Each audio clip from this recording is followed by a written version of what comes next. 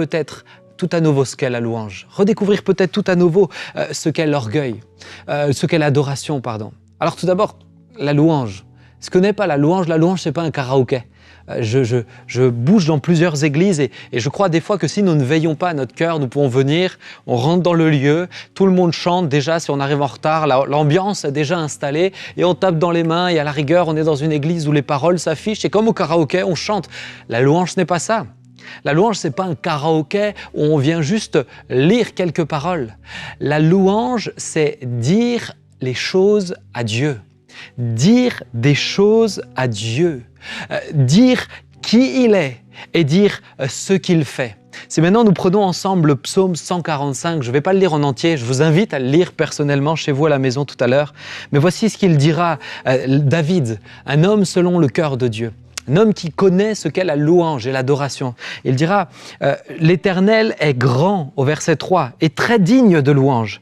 Et sa grandeur est insondable. Que chaque génération célèbre tes œuvres, ce qu'il fait, et publie tes hauts faits. Je dirai la splendeur glorieuse de ta majesté, qui il est. Je chanterai tes merveilles, on parlera de ta puissance redoutable et je raconterai ta grandeur, qu'on proclame le souvenir de ton immense bonté et qu'on célèbre ta justice. Mon ami, lorsque tu loues Dieu, mon frère, ma sœur, tu viens dire à Dieu ce qu'il fait et qui il est. Es-tu encore capable de dire à Dieu ce qu'il a déjà fait? Souvent, lorsque nous sommes dans nos temps personnels avec Dieu, nous avons vite, pour plusieurs, l'habitude de présenter tout de suite nos sujets, nos requêtes. J'aimerais te dire que Dieu prend plaisir à ce que tu lui dises tout ce qu'il a déjà fait pour toi. Tout ce qu'il a déjà fait. Je sais que ça fait plaisir à mon épouse quand je lui dis « Chérie, merci d'avoir fait ça à la maison. Merci d'avoir fait ça pour moi. Merci d'avoir fait ceci, cela. » Ça lui fait plaisir. Quand tu loues Dieu, quand tu lui dis tout ce qu'il a fait pour toi, ça lui fait plaisir. Laisse-moi te dire, Dieu a déjà fait tant de choses pour toi. Tant de choses. L'œuvre de la croix, n'est-ce pas suffisant pour lui dire merci 1 million d'années? Et puis ta santé. Et puis si tu n'as pas la santé, la famille. Et si tu n'as pas la famille, les amis. Et puis la nature, et puis la création. Il y a tant de raisons pour dire merci à Jésus. Tant de choses qu'il a fait. Combien de miracles. Repense, regarde en arrière. N'oublie pas les choses du passé. Je t'encourage même à les noter. Afin que dans tes temps de louange, cela contribue à aller plus loin et à lui dire tout ce qu'il a fait. Mais non seulement dire ce qu'il a fait, mais dire qui il est. Parce que Dieu aime lorsque nous lui disons, qui il est. Il est l'Éternel, mon berger, Yahweh Roy. Il est El Shaddai, le Dieu Tout-Puissant, Yahweh Tsebaoth, l'Éternel des armées, El Kana, le Dieu jaloux. Je t'encourage, mon ami, à connaître Dieu, à le connaître dans qui il est. Vous savez, quand j'ai des gens qui viennent me voir juste par intérêt, ou juste par amour de ce que je peux leur donner, eh bien, je ne crois pas que la relation puisse aller très profondément. Par contre, lorsqu'on s'intéresse réellement à moi, tout le monde aime lorsqu'on s'intéresse un petit peu à nous, parce que ça nous fait du bien à notre âme, on en a tous un petit peu besoin. Dieu aime cela. Il est Emmanuel, Dieu est avec nous, Jésus, Dieu sauve. Il y a tant de qualificatifs qui nous parlent de ce Dieu merveilleux. Les connais-tu? Connais-tu ce Dieu-là? Ou quand tu es dans la louange, es-tu seulement capable de dire « Tu es Dieu mon Sauveur, tu es Dieu mon Seigneur ». Il y a tellement plus que ça, mon ami. Je t'encourage à connaître Dieu et savoir le louer en toutes circonstances. C'est une clé de la louange parce que ça te décentre, comme je l'ai dit en préambule, de tes difficultés. J'étais malade, je pouvais louer Dieu. Regardez ce qu'il est dit de Paul et Silas dans Actes 16, au verset 25 à 26. Ils priaient en pleine prison et chantaient les louanges de Dieu. Actes 16, 25-26. Et les prisonniers entendaient. Tout à coup, il se fit un grand tremblement de terre en sorte que les fondements de la prison furent ébranlés. Nous aimons ce verset parce qu'il nous rappelle à quel point Dieu peut être puissant. Mais j'aimerais te dire, mettez-vous à la place de Paul et Silas. Ils n'étaient pas là dans l'objectif de vivre un miracle. Ils étaient là dans l'objectif de louer, alors qu'ils ont les pieds au fer, les mains au fer, alors qu'ils sont dans une prison, pas de 2023, une prison de l'Antiquité terrible. Eh bien, ils arrivent tout de même à louer Dieu, à lui dire merci pour ce qu'il a déjà fait, à lui dire merci pour qui il est. Quel disciple, quel homme de foi, quel homme reconnaissant que le Seigneur m'aide toujours plus à le louer et l'adorer en toutes circonstances. J'ai eu des saisons difficiles et j'ai pris cette décision. C'est une décision que tu dois prendre. Mais tu sais pourquoi? Parce que lorsque tu vas dans la louange, eh bien mon ami, tu arrives un pas plus loin, c'est celle de l'adoration. La louange et l'adoration sont deux choses proches, mais ne sont pas deux choses similaires. La louange, c'est dire à Dieu des choses. Et l'adoration, c'est donner à Dieu des choses. C'est pourquoi souvent nous avons besoin d'abord de dire à Dieu merci, de dire à Dieu qui il est, pour pouvoir ensuite lui donner.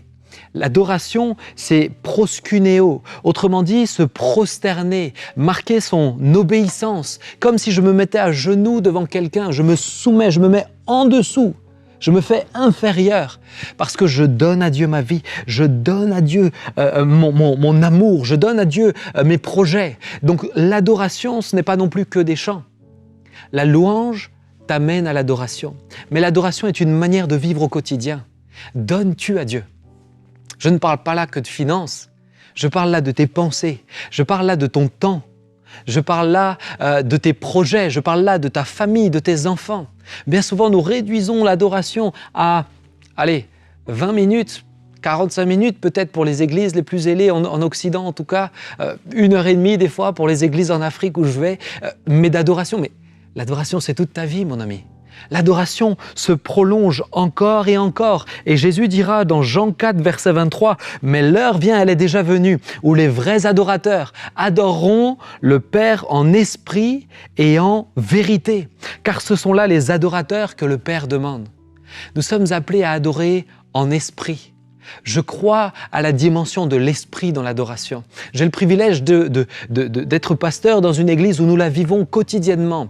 Culte, rencontre après rencontre, mais également chez moi. Alors que je loue Dieu dans mes temps personnels et que je rentre dans appelons-la la salle de l'adoration. Cette salle qui va un petit peu plus loin, eh bien, l'esprit me saisit et je peux louer dans de nouvelles langues, je peux prier dans de nouvelles langues, je peux aller un petit peu plus loin dans ma relation. Je prie avec mon intelligence, mais je prie dans des langues nouvelles. Je prie dans l'esprit, je chante dans l'intelligence, mais je chante dans l'esprit. Et petit à petit, alors je rentre devant le trône de Dieu.